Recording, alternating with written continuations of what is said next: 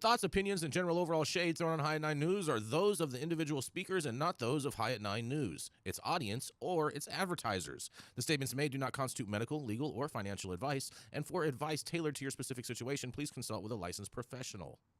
Welcome to the High at 9 News Hour, where you will hear from cannabis industry experts and professionals from around the country talk about important topics while shining light on global issues and discussing cannabis as it relates to politics, regulation and reform, data and technology, science, research and medicine, family and parenting, art, celebrities and entertainment, fitness, sports, mental health and wellness, and plant-based medicines and entheogenics.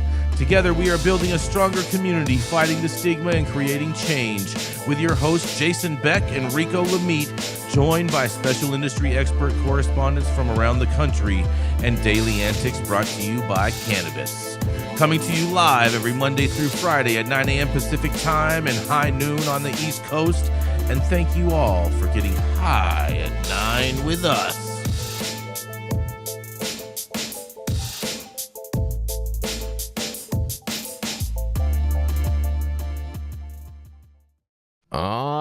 Yeah. Good morning, guys. That's right. It is Thursday, October 24th. Today is, that's right, Jenny Beth, you're going to love this. It's National Bologna Day. Bologna has a first name. Oh, there we go. And I wish I had an Oscar Mayer wiener. Oh, boy. Wait, is it Hot Dog Day? No. But it is National Food Day, you guys. I like that. Yeah. Good. I'm going to eat on air. Whoa. Make sure you're on mute. Not during the first 15 minutes. Yes. Thank you all for joining us and getting high at 9 with us. It's also high noon on the East Coast. And please remember to like, share, and subscribe to us on all social media platforms. You can look up above or down below on your screen to see exactly where we live on the internet. And we are live every Monday through Friday on YouTube, Rumble, Twitch, Twitter, Instagram, Facebook, and on our very own website at www.highat9news.com. So welcome to everyone join us from any one of those platforms, and we are going to kick this show off today with attorney Mr. Dale Schafer. He's the founder of Armada Law, and at one point in time did some time for a cannabis crime. He can defy gravity by pissing up a rope, and that's right, it is none other than attorney Mr. Dale Schafer. Good morning, everybody. Good morning. Thanks, Jason. My story this morning comes out of Marijuana Moment. And the headline is Federal Appeals Court Schedules Oral Argument in Case Seeking to Overturn U.S. Marijuana Prohibition, written by Ben Adelin yesterday. And this is a continuation of a case I covered last summer, which seems like an eternity ago given the election cycle we're in. But this comes out of Massachusetts, and it was filed by Verano Holdings, Condo Provisions, Wiseacre Farms. And it was filed specifically to challenge the Raich decision. That was the abomination that, led to my imprisonment. And a federal appeals court in the first district has scheduled oral argument for 3 days after the DEA's scheduled rescheduling hearing. And that's got the DEA's panties all in the knot now. And what we have here is a case that is destined for the Supreme Court one way or another. The plaintiffs, Verano Holdings et al., if they lose, they're going to appeal. If the federal government loses, they're going to appeal to the Supreme Court. And this case involves how far can you stretch the Commerce Clause. Now, the last time we talked about this, we discussed some of the intricacies of the Raich case. And this goes clear back to a case from, I think, 1941, Wickard versus Filburn. And we found ourselves in a situation that is not totally dissimilar from what we have today. Up until the New Deal, the United States Supreme Court was a very conservative body when it came to interstate commerce. Our Constitution in Article 1, Section 8, Clause 3, gives the federal government specific authority for interstate commerce, or commerce amongst the states. In the era of the Articles of Confederation, the states, because there was no federal government telling them no, they would set up at their borders tariff collection. So if you took products out of a state, you might have to pay an exit tariff. And if you brought it into a state, you may have to pay an import tariff. And this was just disastrous for commerce. So when the Constitution was written, it was specifically put into the express powers of the federal government to regulate commerce amongst the states. That's the language they use. That has been interpreted as interstate. If it doesn't cross the state line, the federal government should not be able to trigger jurisdiction. Unfortunately, in Article 1, Section 8 is also the necessary and proper clause, and that's where shit went off the rails. Now, back in the New Deal era, FDR was very troubled that the Supreme Court kept throwing out his big plans as being unconstitutional. There was no federal constitutional basis for it. And so when he won his second term, he threatened to pack the court. Now, if you haven't been paying attention lately, there's questions out there about whether they want to increase the number of justices from 9 to 12 or some additional number. And this is what FDR threatened to do. The Congress wouldn't go through with it in the 1930s, but one of the justices, the conservative justices on the court, had a change of mind. I remember his name was Owen Roberts. And he flipped from being conservative to progressive.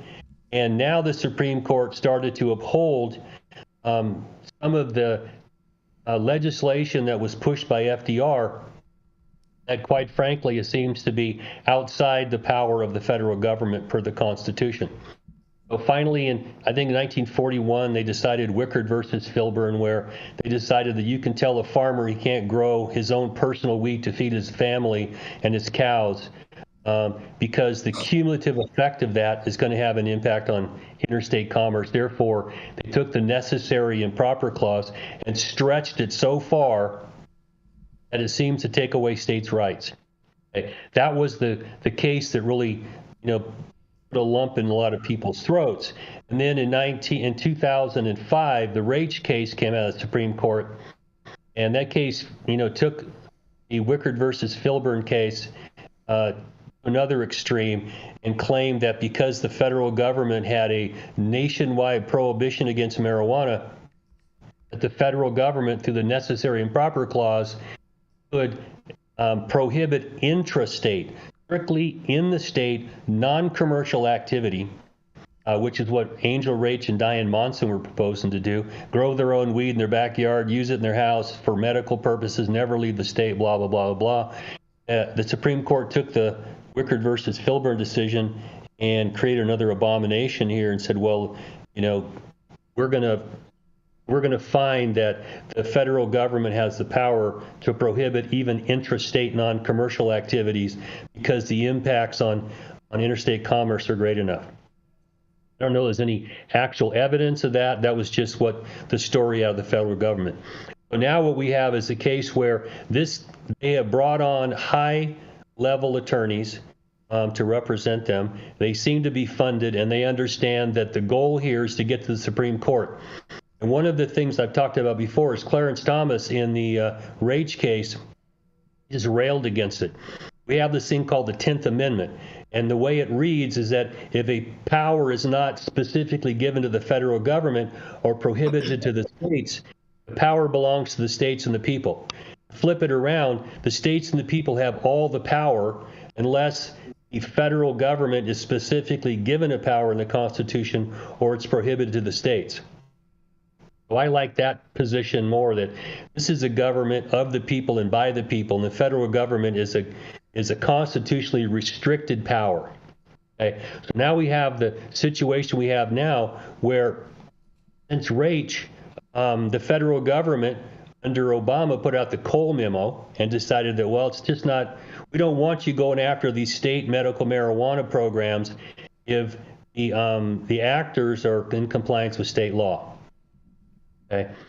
Oh, that's the situation we have right now. It's hard to argue with the straight face. There's still a strict federal prohibition across the nation in marijuana when so many states are allowing intrastate commerce for marijuana. It's just hard to uphold that. This case is headed towards the Supreme Court ultimately, and hopefully, I mean, my hope is that they just poke a hole in this argument and throw out the federal government's power over marijuana under the Interstate Commerce Clause to regulate what goes on inside of a state. I do not have a problem if your intention is to move it across the state line from the gate, or you get caught moving marijuana across the state line. I think that clearly is within federal territory, and you should not be allowed to do it under the current scheme. But stopping some state from being able to have its own commercial enterprises to manufacture, distribute, and dispense marijuana, I don't think the federal government should be involved. Now, this is taking place just 3 days after this DEA rescheduling hearing, and the government's already, whining and sniveling. This is going to screw up our chances for rescheduling. My personal opinion, I don't give a shit. I think rescheduling is a horrible idea. Not happen. And this may just be another excuse for the DEA to drag its feet. But I don't think the courts are going to be so inclined. This court we have right now, 6 of the justices line up with Clarence Thomas. If we get this decision, or we get this situation in front of this current Supreme Court, I don't think they're going to be ruling the way that the Raich decision did. In fact, I think they're going to throw out these premises, and I think they should. The federal government should not be allowed to interfere in the state's experiments at things like marijuana. What's also coming up is psychedelics. That's another area where I don't think the federal government should be involved in this if the state is experimenting with it, as long as it's not crossing state lines. We'll continue to monitor this, and I'll bring you updates as we go along. I'm going to throw this back at you for your comments and your thoughts for this morning. What do you guys have to say? I'm with you, Dale. I want this to make it all the way to the Supreme Court, all the way, all day, because I totally agree with you that with the justices that we have in place right now, we will definitely get a favorable ruling. And much love to Clarence Thomas on that, because we know that he is not a fan of any of this crap. Yeah. Well, I mean, the Raich case was, in my opinion, an abomination. I got arrested 2 weeks after. They should have never even went and brought that medical necessity argument, and we told them not to way back then, and we knew it was going to have detrimental consequences for a period of time, and it has. Well, yeah, I mean, I agree with you. There were a lot of things I didn't support, and in hindsight, I think there were mistakes. I mean, Jeff Jones was trying to everything he could break through the federal monopoly on marijuana back in the early part of the century here, and it's hard to fault him, but it did screw a lot of things up. I wasn't saying it to fault him. Well, we have not found a successful strategy, and as much as I disagree with some of the things that this court has said, I disagree with the immunity decision. I think that was an abomination. But I told Dale Garinger from Cal Normal last time I saw him that I think this court would be poised to throw the Raich decision in the trash. We may get something good out of them for cannabis, because it is, in my opinion, an abomination. It stretches the Commerce Clause to the point where it subsumes the 10th Amendment. And we have a specific amendment that says these rights belong to the states. And the Commerce Clause specifically states it's only between the states, not within the states. We've got this problem that is on the books, and there have been a couple of attempts since, in the last, say, 50 years to rein this in. There was a case called Lopez with the gun-free school zone case. There was another one called Sullivan. It was a domestic violence case, and the court said, what the fuck does that have to do with interstate commerce? Get it out of here. They threw it in the trash. Okay. I'm hoping that they will take the same approach now, look at this, and if it stays within, New York or California or Colorado, what the hell business does the federal government have in that? Unless you're just going to give them the power to do anything they want because something at some point crosses a state line. I think that's an abomination of the Constitution. Fair enough. And Rachelle, I think you wrote a piece on this also for Green State. What do you think about all this? Yeah, that's correct. What I find interesting about this is the Department of Justice hemming and hawing that this is going to frustrate rescheduling and that whole process. And the fact that this hearing is taking place just a couple of days after the big rescheduling hearing that the DEA has put out. So it's interesting to see this infighting in the government, of course, about how this is all going to play out. Well, it seems more like blame shifting because obviously, hopefully the reschedule doesn't pass. Prayerfully it doesn't pass, right? But when it doesn't, they're going to be like, well, this is why. Good point, Jenny Beth. Stone, well, but there's no reason why you can't take THC, which is already a scheduled narcotic, if you want to say that, the dronabinol, the marinol, those kinds of things, and allow naturally sourced THC to be part of a medication that could be higher in potency than what you can buy at these typical retail stores in states. I don't have a problem with that. Same thing happens with Motrin. If you want to get 800 milligram Motrin, you can't buy it at the store. You got to get a prescription for it. Okay, there is precedence for some of this stuff, but I think that marijuana or cannabis fits closer to the alcohol model than it does to your traditional narcotic drug model. And that's where it should be. And then if you want to co-opt it and have high potency THC in a prescribed medication, God love you, but get the fuck out of our business and leave us alone. Fair enough. What do you think about this, Stone? I know you want interstate trade out there in Texas. I like Dale's take. Man, I really hope, I would love to see this make it to the Supreme Court. I'm not going to hold my breath. You're not going to hold your breath, huh? No, I'll run out of air. Maybe you'll have to move to Montana because that's Big Sky area up there. Hey, probably not. Well, I suspect that the court would take it up because neither one of these parties is going to stop at this district court. I mean, at these appellate court level.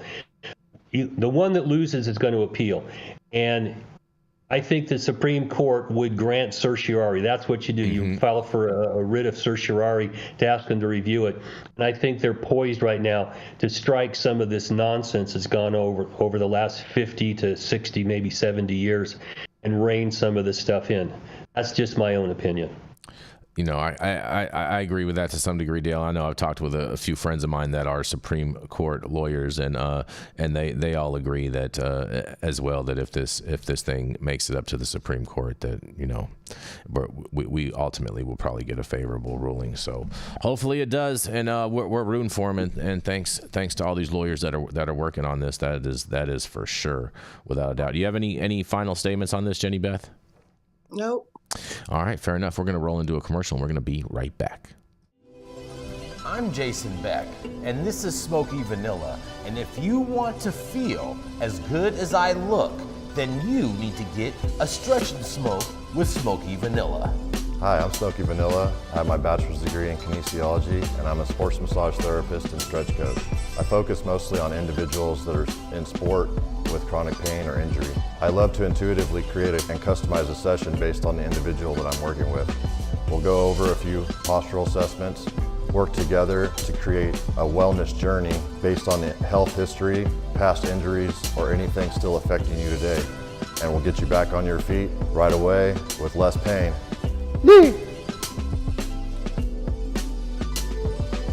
We're about to stretch, and then we're gonna smoke, because we're gonna get on our stretch and smoke. If you want to feel as good as I look, then you need to come on down and get a stretch and smoke with none other than Smoky Vanilla.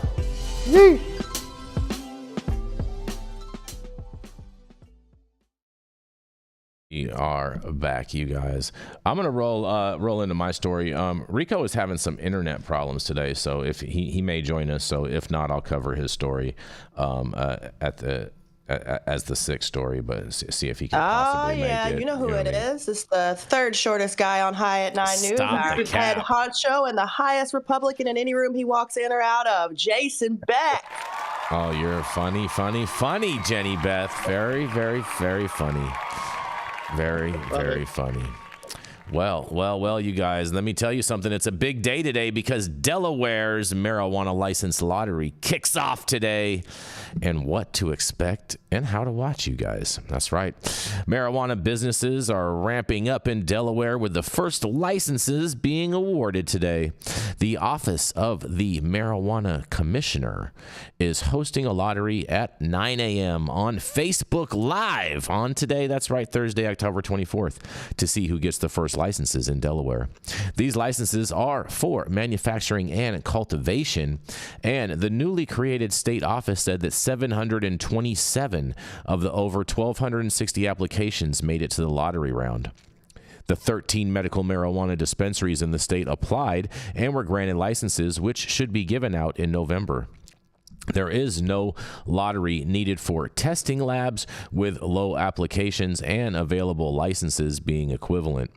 There is also no lottery for social equity, micro cultivation, or micro manufacturing in Sussex County. And all applicants that were awarded the license because of equal applications and available licenses, you guys. And there are no applicants for a testing lab in Sussex County whatsoever. But what these licenses are being awarded on Thursday, you ask? That's right, because social equity retail is included in Thursday's lottery, but open retail licenses are planned for a separate lottery in December due to high demand. The rest of the applications are fair game for the lottery, and cities and counties in the first state are still on different pages about how to regulate potential businesses. The same kind of businesses cannot be within 1,200 feet of each other, according to the state law, and the lottery will feature witnesses and an auditor to ensure the lottery's integrity, according to Marijuana Commissioner Rob Coop in October. Cultivation licenses will be awarded by November 1st. And what comes next after businesses receive their licenses, you ask? Well, Wilmington city government is currently mulling options on how many businesses will open in the city.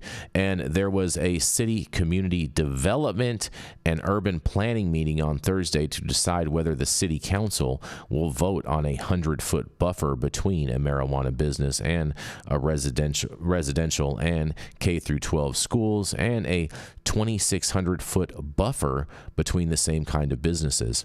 I noticed they didn't put preschools in there because we covered a story earlier this week about that. That's interesting. Nonetheless, those who win on Thursday's lottery can't just start building, and they have to still go through more licensing phases from the state before approaching local governments. And those who lose the lottery are not out of luck for good, as their paid applications can be saved for potential future lotteries, you guys. The lottery is expected to go until about noon on Thursday and is being streamed live on the Office of Marijuana's Commissioner Facebook page, you guys. Man, oh man, oh man. I wonder if Hunter Biden is going to be awarded one of these licenses. I can't wait to hear what you guys have to say about this. Wow, Jason. Well, I was excited for a second when they were saying social equity wouldn't be a part of the lottery, because you shouldn't have to be. You shouldn't have to have been wronged by something already and then win the opportunity to have your life made right. That's kind of bullshit, in my opinion. But, hey, I like that they're allowing the license fees to not go for naught, that you can kind of roll into the next lottery. They were doing that in some other places and then completely changed the qualifications, which then made people who were eligible one time not eligible for the following lotteries. So I don't know. I think the lottery system is very weird. We watched the lottery happen in LA, and yes, it happened live, and yes, there were auditors, and yes, you could see it happen in real time. But if you could understand that Morse code like number system, I swear to God, I will give you all the money in my bank account right now, because it was insane to follow. Like there's really hard. I don't know. Even the winners didn't know they were the winners because they don't know what numbers assigned to them, right? Which could mean very feasibly that, I won, but my number got switched off with somebody else that they maybe wanted to win a little more. I've never seen a long-term successful lottery in cannabis. Me neither. I mean, they do them a lot, but I just, and when you give it a couple of years and see, well, all these people did all this stuff, many of them, fudged and lied and had backroom agreements and side deals and stuff like that outside the view of these regulators. But long term, I just don't see how it, it really helps anybody. And, my own view is that we need to take away a lot of this nonsense and let people get a license. If they can make it as a business, great. If they can't, it's like every other business. If you can't run your business other than into the ground, then you shouldn't be out there. Well, you know who it helps, Dale? It helps these municipalities because they're selling these lottery tickets, and these people are paying. Well, that's their argument. But in the long term, all the money that they're claiming they're going to get from taxes, when you go off the cliff and you crash and burn, you don't get shit out of them. They end up owing tax money, and it's just a mess. Well, I'm just talking about all the fees that the municipalities collect in order to even enter the lottery is what I'm referring to. It's a big cash grab for these governments, so they're the real winners in the lottery. No, 100%. And sorry, go ahead, Dale. Oh, the short term, I agree. Okay. But in the long term, I've just seen these businesses die on the vine. Mm-hmm. And then all this tax money you were, promised, it doesn't come to fruition. And indeed, they end up owing tax money when they, you can't go bankrupt. So you end up in receivership, and there ain't shit to go liquidate to pay off your taxes or all your creditors. Mm-hmm. Mm-hmm. Completely fair. Go for it. Yeah, Jane. and I'm glad that they lined it out, because a lottery win in this space is not a win of a license, right? You didn't get a license. You won the opportunity to apply for the license, which is then another 6 to 12 to longer month process, right? Where you're going to be possibly paying rent on something that you can't make money from, and having all these other, fees come into play. Because when you look at the licensing fees, it's not just like, hey, retail license, $5,000 application fee. No, then there's like a $2,500 site inspection fee. Then there's an inspection fee for the fire department to come out and look. Then there's this fee and that fee and this fee. So you just won a lot of debt. Congratulations, and hopefully that will once turn into a business at some point. We'll see. Oh yeah, big debt. Big debt. Yeah.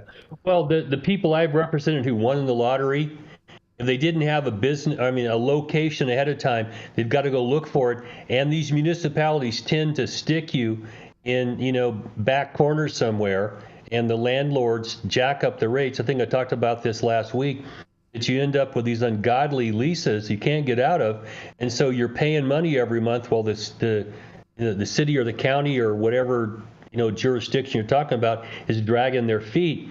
And it's just almost a recipe for disaster for these businesses. Mm-hmm. Fair enough. Congratulations, lotto winners. Yeah, right. Everyone wants to But win the lottery. my nana will be able to watch it because it's on Facebook, and Nana's the one who's real active on there. I did find it. Yeah, Still going on Facebook. That blew my mind. Yeah, I find it funny that they were going live on their Facebook page for the lottery. Like, what happened to public access television? Hey. Just saying. What happened to a Zoom? Don't want to get Zoom bombed. Oh, imagine they get reported for cannabis on Facebook and the lottery gets taken down.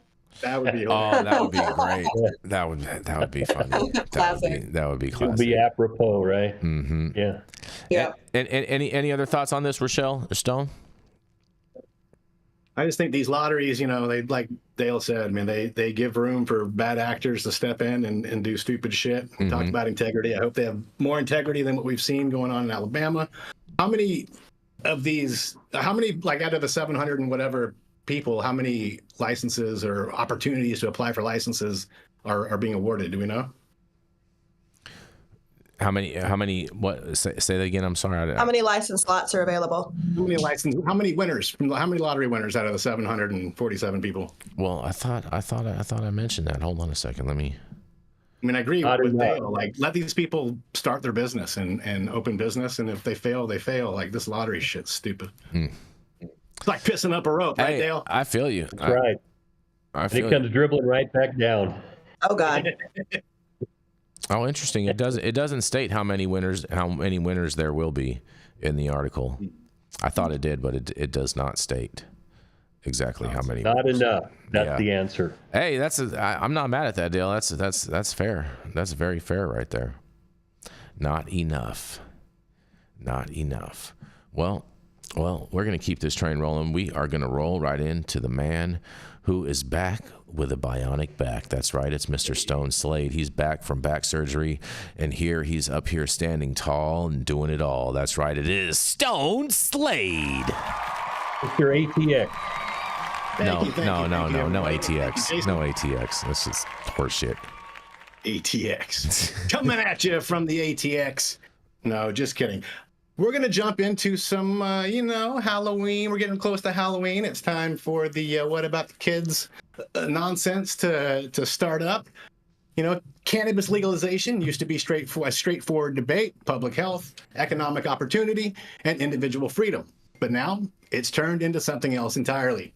Conservatives across the country are using cannabis as a pawn in broader political battles, linking it to hot-button issues like immigration and gender rights. These viral narratives aren't just random. They're part of a calculated strategy to exploit fear and outrage for clicks, shares, and ultimately control. Take Arkansas, for example. A conservative group called the Family Council Action Committee has been warning that expanding medical cannabis access will somehow turn the state into a drug use destination for undocumented immigrants. Their executive director, Jerry Cox, claims that the reform could allow illegal immigrants to get medical cannabis cards despite the clear safeguards that require valid state identification. Meanwhile, groups like Arkansas for Patient Access are calling this out for what it is, fear-mongering. They point out that 24 other states have recreational cannabis without any such problems. They say the measure's focus is on providing better access to rural and low-income residents, not on creating immigration crisis. Now, there's also Texas, right here in Texas, where some conservatives are trying cannabis legalization to their push for restricting gender-affirming care for minors. In an amicus brief filed with the Supreme Court, 10 Republican governors argued that states should have the same authority to restrict transgender health care as they do to create their own cannabis policies.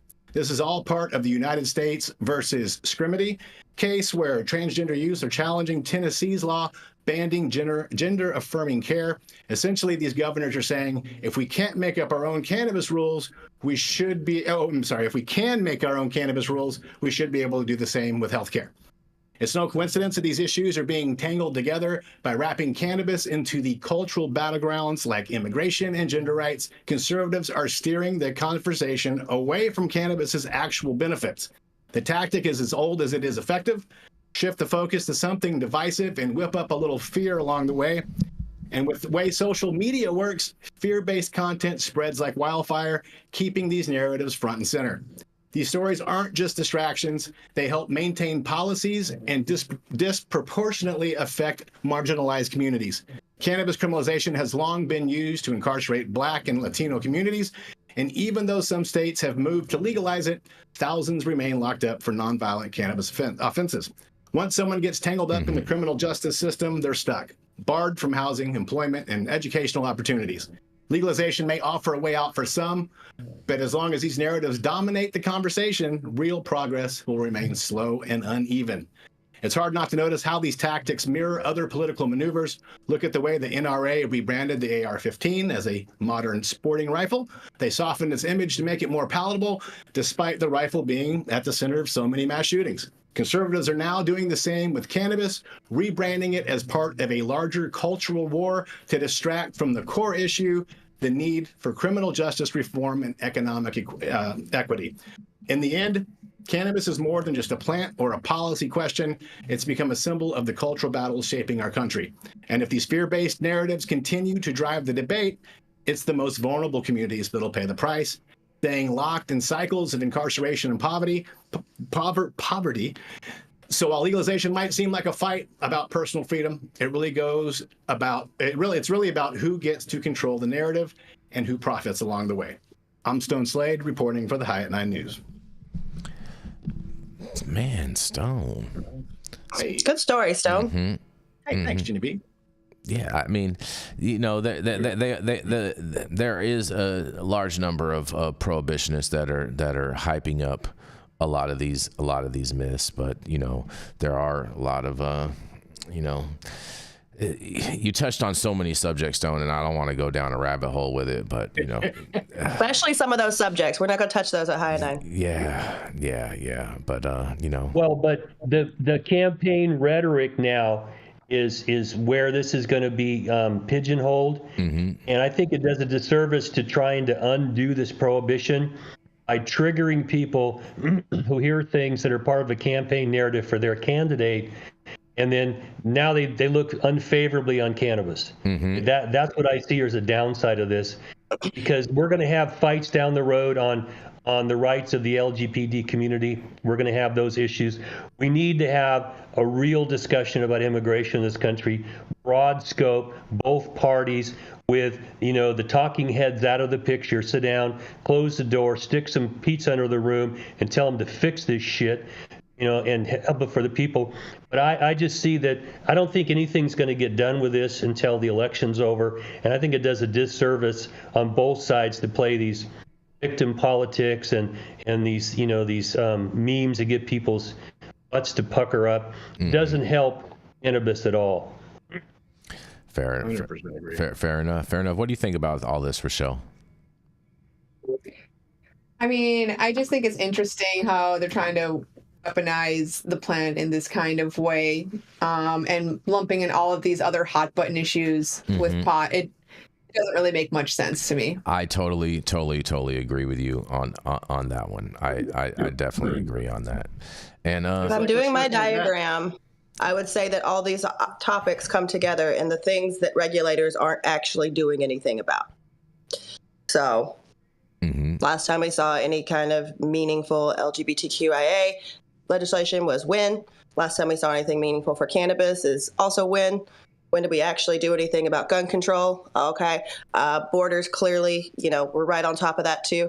These are all the topics that are hot button and people will get emotional about, but that the government has really, truly not done anything to deal with. Fair. Both sides have failed us on that. For sure. Fair enough. And on that, we're going to roll into a commercial. We're going to be right back. I just ordered the summertime strawberry salad when added steak on top here at Anna's. Make sure you do the same thing too next time you're in downtown Long Beach. Come on down and check out Anna's joint on the 400 block of Pine Street. They have amazing selection of beers, foods, and when you come down here to Anna's, you can even challenge me to a game of shuffleboard if you want to lose.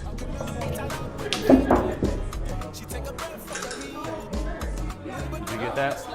So, next time you're in downtown Long Beach on Pine Avenue, make sure you stop by Anna's Joint on the 400 block. Not only do they have Anna's Joint, this restaurant and bar, but they also have the amazing deli next door, and then next door to that, they have a very exotic flower shop. You may want to stop by and say hi.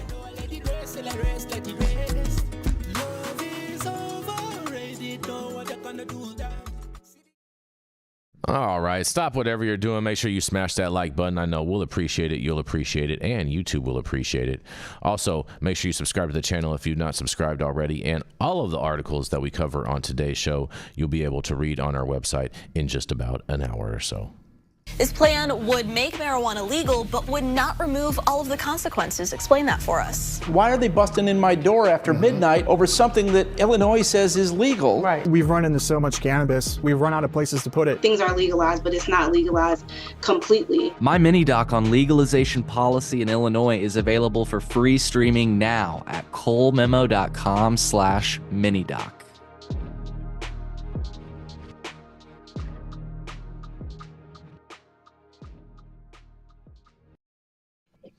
All right, coming up next, she is the editor of Green State.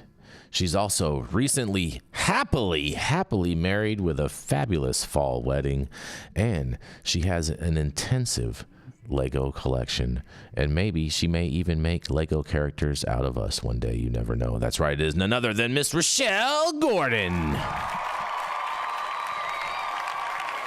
Yeah. I like that idea, Jason. Yes. Don't play those crickets yet. That was here. But that's a challenge I will accept, actually, because we have quite a few leftover minifig pieces from the wedding. So amazing. Stay tuned. I love this. Until then, I have a story earlier this week from Green State. A little bit of an interesting topic, cannabis-induced psychosis. They're finding it might be more likely for certain pot smokers. Let's find out. Widespread legalization of cannabis in the U.S. has many pros and cons. Benefits include safe access to clean products and a wide range of therapeutic potential for patients. On the flip side, some argue that cannabis may negatively impact mental health of certain individuals. So-called cannabis-induced psychosis has been weaponized by anti-pot advocates, yet research into the condition remains mixed. However, a new study may provide clarity. The journal Molecular Psychiatry published an analysis that focused on the impact of marijuana consumption on human DNA, specifically looking at a molecular process called DNA methylation. This process helps regulate gene activity by signaling specific genes to turn on or off. Scientists honed in on how high-potency cannabis impacts DNA, which they defined as pot with more than 10% THC. The research team used data from 2 European studies examining DNA samples and self-reported cannabis use information. 239 participants were experiencing their first episode of psychosis during the study, while 443 participants were in a stable mental state. Roughly 65% of the volunteers identified as male, while the age range was between 16 and 72. Scientists sought to identify any differences on DNA methylation between healthy cannabis consumers and those experiencing psychosis. It turns out that regular use of high-potency weed does impact the genes, specifically those regulating energy and immune system function. Participants with psychosis displayed a decreased mitochondrial function, while those in a neutral mental state did not. The research team pinpointed these differences as evidence that there could be a predisposition for cannabis-induced psychosis in certain people. There were limitations in the study. The first centers on self-reported cannabis consumption. Scientists could only surmise the potency of pot based on the strain name given by participants, which they compared to available government data. Cannabis potency can vary widely due to growing conditions and other factors, meaning it's hard for researchers to know precise THC content based on strain name alone. Study authors also contend that while they factored in tobacco use in their DNA analysis, quote, distinct cannabis signal became challenging. Roughly 85% of study participants used tobacco, which is known to alter DNA methylation. Despite limitations, the research team hopes their findings inform future studies into how cannabis impacts the human body. Given the DNA results, it may be possible for scientists one day to develop a blood test that could indicate whether someone is predisposed to cannabis-induced psychosis. With so much attention being paid to the condition, a test like that could help bolster harm reduction and reduce risks. What do you guys think? Do you think that someday we could take a blood test and find out who's going to develop mental health conditions when they use pot, or is it unlikely? I think that'd be awesome. I remember, I love the whole science of this. I don't always understand it, but like Todd McCormick back in the, Clubhouse days was talking about one day the doctors will be able to come up with, like, we have a multivitamin, these are the terpenes that, that your body needs and the cannabinoids your body needs, and you'll be able to take them like a multivitamin. I think that'd be awesome. I hate when they do tests like this. I feel like they should leave out those 85% of tobacco users so that we're just getting cannabis data, but I like it. That's cool. Well, even things as simple as like sugar can, alter your DNA methylation, right? So we need to look into other factors. And there was a guy who was doing a cannabis DNA project, and that's what he was looking at. And the girl who's famous for screaming about cannabis hyperemesis when we're like, that's not really a thing, didn't qualify for that because of the number of medications they were on, right? So I think it's interesting to be able to think that we could get there scientifically. It would have to be more of well, you're sick for this, let's go do this test again, because as your body changes, you definitely need to take in different things, and it's not maybe just a one-size-fits-all, even on a person-by-person basis. But it's interesting, and I don't always understand the science either, so, but it is cool. I don't think anybody understands what causes psychosis. That's the problem. And when Mark Twain said there's lies, damn lies, and statistics. These are statistical analysis, okay? And you can make them say pretty much what you want them to say. What is needed in this is the type of research that's done for real drugs. And when you're going to put a pharmaceutical drug out there, you have a cohort you select, you do double-blind testing, so no one knows what they're getting, because it just confounds it. And when you have another drug in the system that causes this DNA problem, okay, and the mitochondrial problems, such as tobacco does, now what do the results actually mean? They don't mean shit, because until you remove these confounding factors, you really don't know what's causing this. And back in I think the Indian Hemp Commission in the 1890s found hash eaters all over India in their mental institutions because they were just fucking crazy. They had, psychosis. Okay, so this is not a brand new phenomenon. It's a talking point. It's a fear tactic. And I mean, I have no doubt that cannabis causes metabolic changes. And in the long term, it can cause some damage. And I'd love to see testing so that physicians could test you and say, okay, these are what you should stay away from. Does that mean people are going to stop smoking, drinking, things like that? I don't think so. But this is so confounding that I'm just not sure what to make of it. Well, Dale, I think people could. It depends on what the side effects are. You know what I mean? It depends on what happens afterwards, on how your DNA kind of morphs into, right? Well, yeah, but you've got to find people who have let's say normal DNA profiles, okay, and then you subject them to the introduction of these cannabinoids and see what it changes. You've got a baseline that's normal, and if it changes, and you really have a causative relationship between the substance you put in there and what you get, that's where I'd like to see this go. But as long as it's Schedule 1, we ain't going to do shit to study it. Even as a Schedule 3, I doubt this is going to come out in the next 5 to 10 years. I'd like to see it.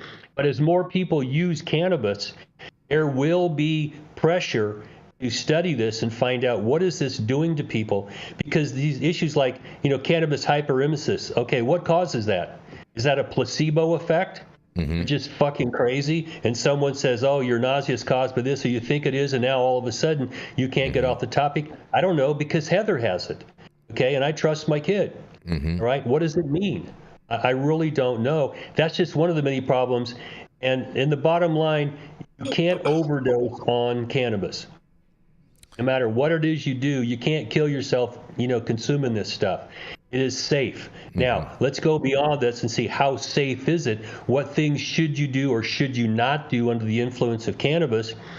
And, what's the long-term ramifications? Because we know hundreds of thousands of people die every year from cancer from tobacco. Okay, we know it. It doesn't stop people using tobacco. We just know you're going to, you go into high school and say, oh, this is going to kill you if you smoke. Yeah, as they're, taking a hit off their vape cart.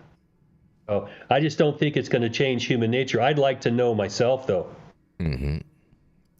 Fair enough. Yeah, I'm a little torn on this. I'm not sure I believe a lot of the hype and whatnot. And there was also another article that came out that our viewer Jeff just had texted me saying that scromiting, the new panic over weed, is actually a real thing. Scromiting, you guys. I had to ask him. I was like, "What the hell?" Yeah, exactly. What the hell is scromiting?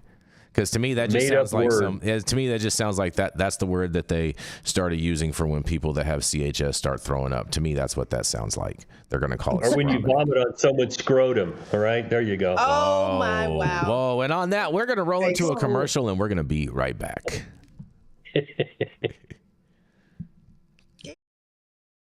Are you a business that's suffering from the hyperinflation that is plaguing America today? We have the solution for you. That's right, Patriot Business Financing. Head on over to www.patriotbfc.com and apply for a loan up to $2 million.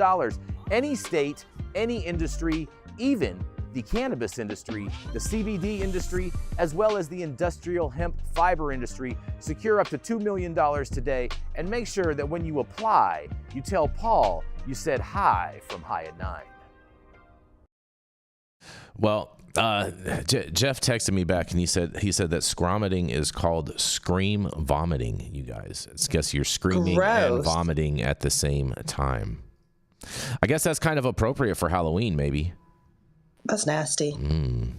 Thanks, Jeff. Never needed to know that ever, but now I do. I appreciate it. I'm going to scrom it up the rest of my freaking breakfast sandwich. Appreciate it. Oh, boy. Coming up next, that's right.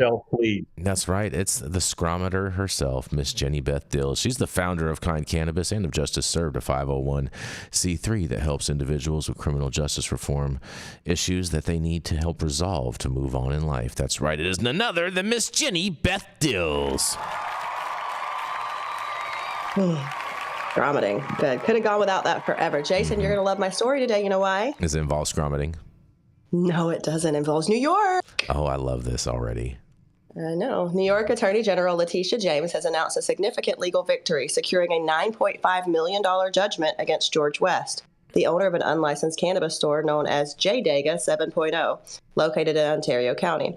This judgment underscores the state's commitment to enforcing the legal cannabis regulations and ensuring public safety. Despite receiving a warning from the OCM back in June 2023 to cease operations without a license, West continued to operate his dispensary. The OAG and OCM have been actively pursuing action against J-Dega 7.0, which is now facing a judicial order for closure set for November 2023. The recent judgment requires West to forfeit over $1 million in illicit earnings derived from his unlicensed sales and pay $8.4 million in penalties for disregarding the OCM's directives.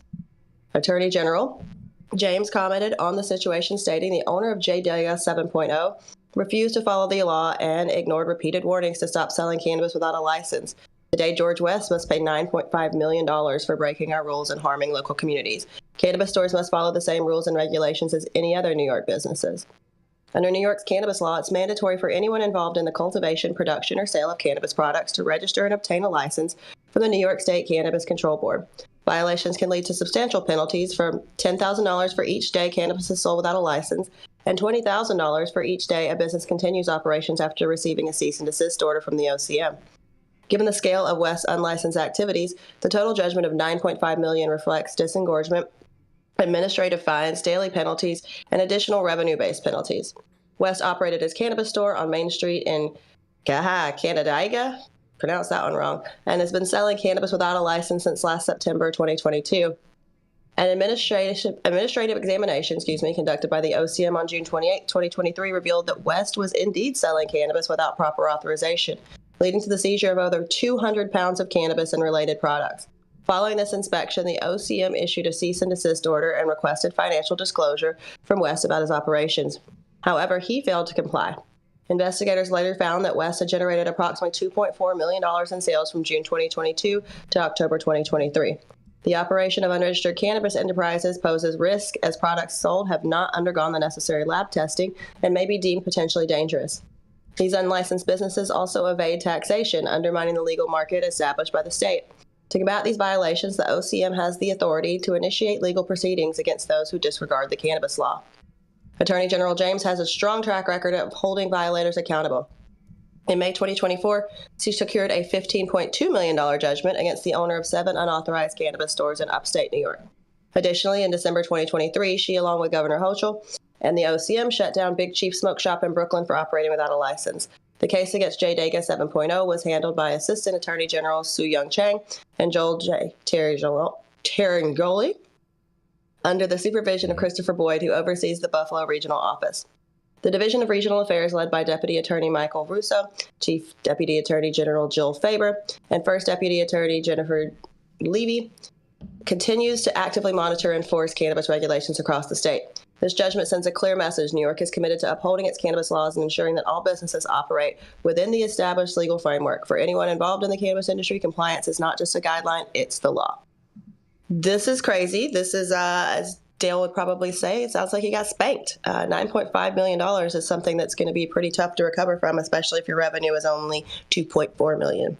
So it sounds like he'll probably be paying these for a long time. And as we know, when you don't pay court fines, you usually end up in their state-sponsored hotels. So I'll throw it back to you guys and get your opinions, but it sounds like maybe New York's not playing anymore. State-sponsored hotels, is that where they put the migrants at? The Hilton. We called it's it where Bob Barker provides the toiletries.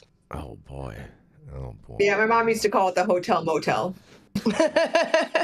Fair. Well, one of my knee-jerk reactions here is an excessive fine. Because the Constitution, prohibits the government from levying excessive fines. And there was a case, I think 3 or 4 years ago, the Timms case, where they threw out a civil forfeiture because they took somebody's $30,000 vehicle for a joint or a line of coke or something inside of it. So that's one of my concerns. If this is a civil fine, then it's different than if it's in a criminal arena. But the purpose of these going after people like this is the deterrent effect. That's one of the 3 legs: deterrent, punishment, and then rehabilitation of the people. This is deterrent, and I'm just not convinced that spanking somebody who's blatant and refuses to close his doors, move away, and wait till the cops stop looking and open back up again. I just don't know that it's going to deter a lot of people, because they still have trap shops everywhere. And I don't know that this is going to convince them we should stop because one knucklehead got spanked pretty good. I agree with you, Dale. I think it sounds super, super, super excessive. I don't know how they're going to get away with being able to collect all this even in the first place. And it doesn't make sense to wipe people out financially like that if they expect to, to actually get some of this money. It just makes people just say, you know what, screw the government and catch me if you can. It does. Because it's like there's no light at the end of that tunnel for them. Well, and I still advocate that the solution is let people have all the licenses they want. I mean, restrict them to certain zones and away from schools and things like that. But give them all the licenses they want, and then if they fail, they fail. But then you wouldn't have trap shops, because if you want to open them up, it's pretty easy if they would allow you to. Otherwise, we're going to keep chasing our tail like this, and they're going to spend millions of dollars trying to collect millions of dollars. So you just wonder, is this really getting us anywhere? True that. Very, very, very true. Well, Jason, you wanted to see something actually happen in New York, and it looks like something actually happened in New York. Yeah, but I don't know if this is actually really happening, like that. Yeah, but that. They're not going to get anything out of it. Right. They're just the judgment is not collecting the judgment. Exactly. I'll tell you that for sure. Exactly right, Dale. Exactly right. That's what I'm with you on that. I'm with you on that. All right. Well, sucks to be Jay Dega. Yeah, it does. Then coming back to the main stage, Jason Beck. Oh man, you guys are funny. Get your ones ready. Yep. That's right. Well, I'll tell you what. We need to scroll this up a little bit, Adam. There we go. Nope. Yep. That way. Yep. Perfect. Well, you guys, man, oh man, I have a pretty cool story, and a friend of mine is actually in this story also. You want to hit play on that? There we go. X, better known as Twitter, largely underserved public conservation on cannabis, supports industry growth and engagement, you guys. That's right. X, formerly known as Twitter, became the first major social media platform to allow cannabis advertising back in 2023. At the recent Benzinga Cannabis Capital Conference, Alexa Aliano, X's lead for cannabis sales and partnerships, discussed the impact of this policy shift and the lessons learned since its implementation. In a quote, she says, "We started pretty conservatively, saying, okay, brand preference and informational content is allowed across any category," Alexa said. She explained that the approach was to introduce the policy gradually, allowing room for adjustments based on industry needs. This measured strategy enabled Twitter to maintain compliance while supporting cannabis brands as they seek to engage with users. Supporting cannabis brands and conversations, Alexa highlighted that X's primary success lies in creating a safer space for public dialogue about cannabis. In a quote, she says, "We support these companies in driving business outcomes," she said, noting the importance of connecting with hundreds of millions of users. The platform not only aids brands in advertising, but also encourages broader public conversations about cannabis without the risk of account shutdowns, like what we see on Meta.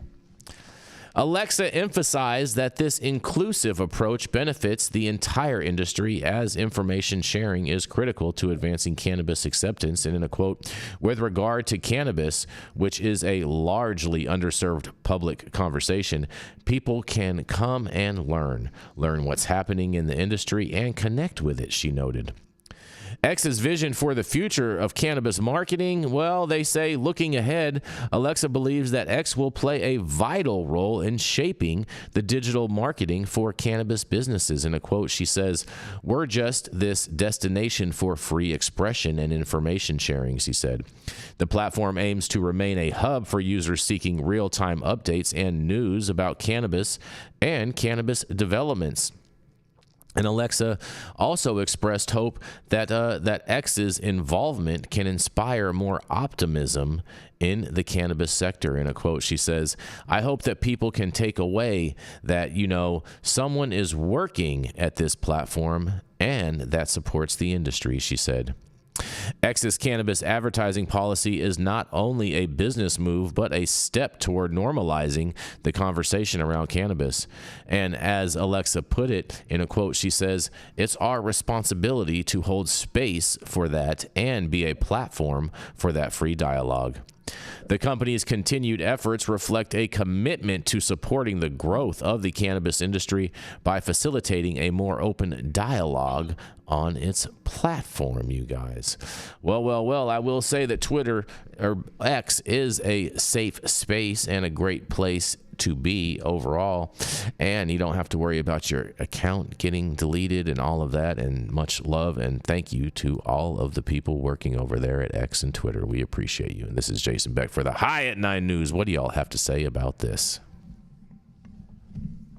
There's a distinct difference between commercial speech in the cannabis space and just discussions about cannabis.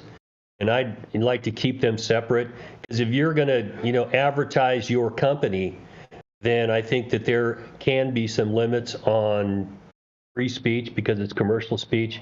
I mean, my little granddaughter loves Bluey. I would not want you advertising Bluey brand for, on any of these networks. But the discussions about cannabis, we have a First Amendment for a reason in this country. People have a right to speak their piece, say what they want to say, even if it's stupid and if it's roundly criticized. We still have a right to do that. So, I give props to any platform that will allow you to speak your piece, to be, confronted with other, people's opinions and have to flesh that out totally. Commercial is a little bit different, but I still think there needs to be more platforms for commercial speech about cannabis where you don't get, axed out and prevented from doing this just because you're advertising a business. I 100% agree with all of that. I mean, I think it was just common sense. It was a common sense move by Twitter. I wish Meta would follow suit, drop your shadow bans, and just, get with the program. It makes no sense at all. I'm with you on that too, Stone. I agree with you, but I am glad that Twitter has this policy. I do wish, though, however, that Twitter would unblock hashtag 420, though, because that is still you can't use hashtag 420. It doesn't activate as a hashtag on their site, and I find that kind of interesting that they haven't fixed that on their platform yet. You know who's found their new home on X or Twitter or X? Who's that, Jenny Beth? Our good friend Elliot Lewis is popping his shit over there on X, and he seems to be having a good time. Mm-hmm. Yep, that's right. Weed for the people, you guys. I'm not mad at that. Mm-hmm. Not mad at that at all. Yeah, well, that's what the First Amendment's all about, though. Mm-hmm. I mean, there's controversy. Elliot's taken it right to the controversy. And I don't think we should be stifling that. We need more honest discussion and have people come back with objective, factual responses and not just name calling and try to figure this stuff out. Mm-hmm. That's one of the foundation principles of our country. Even if you're full of shit, you have a right to say what you want to say. Mm-hmm. And you should not be stifled for it. Exactly. You have any thoughts on this, Rachelle? The Twitter being such a free space for people to say what they want to say? It makes sense. Do I think that the cannabis community is going to be flocking there? Probably not. Yeah, I feel you. It's if Elliot's there, then maybe, because everyone wants to know what he has to say. Yeah. So it's a work in progress, and again, thank you to all the people over there at X and Twitter. We do appreciate it. Elon, give us a call. We definitely want to have you on the show at some point.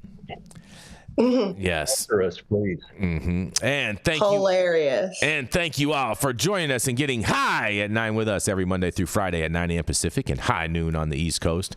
Big thank yous to our audience and supporters for tuning in daily and listening to the insanity that is the developing cannabis industry. Huge thank you to Catalyst over here helping us keep the lights on, and thank you to our correspondents for being absolutely amazing. Thank you to Cannabis Sativa L for giving us a reason to do all of this. Thank you to Cloud Media Partners, Adam in the building today, and he has graduation day tomorrow, so congratulations, Adam. Yeah. Yes. And thank you all for tuning in and getting high at 9 with us. We are America's #1 daily cannabis news show.